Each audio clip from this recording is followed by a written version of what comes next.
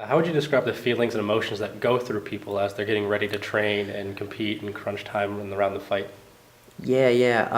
It is a very unique aspect of mixed martial arts because potentially you experience something similar in rugby or in football or in another kind of physical sport. But MMA is it's very overt conflict.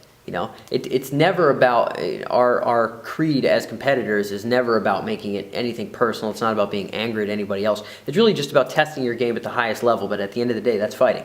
And so it does jar a lot of emotions and really challenges you as a person to become a competitor. That's one of the reasons I like competing myself. Is it forces you to draw more from yourself. It forces you to lean into courage and lean into your strengths and endurance and technique at a higher level. And people feel that in a very visceral way when they're competing. A lot of the time they'll be when they're here in the academy, they're starting to see another level of intensity and training, and it's kind of like tuning their mind to that, and they realize, well, I really need to train this hard because the competition, the fight is really going to be this hard, and normally it's kind of dawned on them what the consequences of an MMA fight are well beforehand, but as it starts becoming more and more of a reality, different people take it in different ways.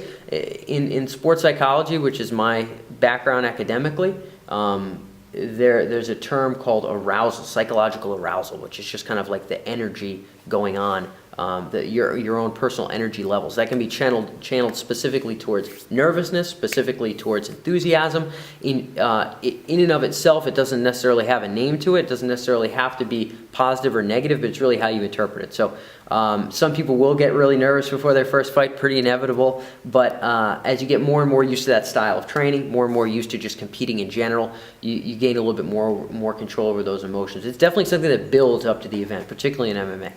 But it generally, again, it forces you to grow as a person. I think that's one of the things that competitors get hooked on, the self-development side.